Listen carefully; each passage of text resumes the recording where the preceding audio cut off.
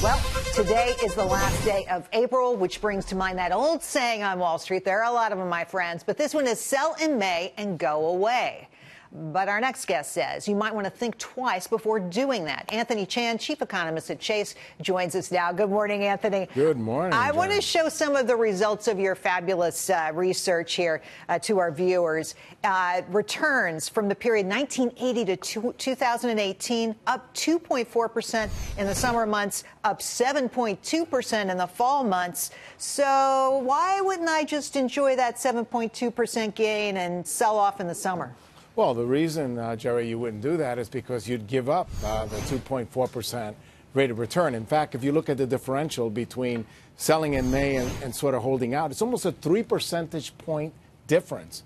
That is, if you buy and just hold the whole period, you actually end up earning a rate of return that's 3% higher, something like close to 10% as opposed to selling in May. So, yes, during the summer months, the rate of return is lower, but it is positive, and that's why you should hold on. All right. Well, you know, there are a lot of those famous Wall Street sayings. Don't try to catch a falling knife, the Santa Claus rally.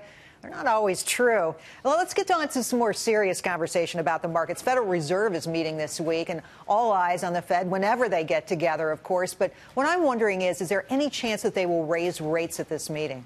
I think the odds are almost zero of them raising rates at this meeting. They basically have gotten themselves into a pattern where they try to raise rates once per calendar quarter, and they typically do it when they have a news conference. And, of course, the next time that they have that opportunity is not this week, but is in June, in mid-June, between around June 12th, June 13th. That's the period where they have a news conference, and guess what? They probably will raise rates, and they probably will raise rates 3 more times this year for a total of 4 times this year, because, again, the economy seems to be showing some steady improvement over time. Well, steady improvement, but GDP that was announced last week was not impressive at 2.3%. It disappointed a lot of people. This is really a test now of President Trump's economic policies.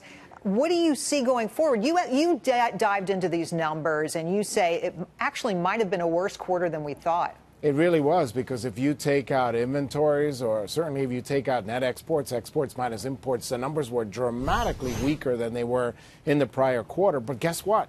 If you look back the last 5-6 years, the first calendar quarter typically comes in almost 1% lower than the other calendar quarters. So this is nothing unusual. Yes, it was a bad number, but it typically comes in very weak in the first quarter, and then it improves as the year goes on. And Anthony, quickly, you make this very good point about the first quarter typically being weak. In fact, over the last couple of years, it's been about 1%. So by that metric, that comparison, maybe this first quarter was not that bad. Not by that comparison. And in fact, it was even higher than the consensus numbers.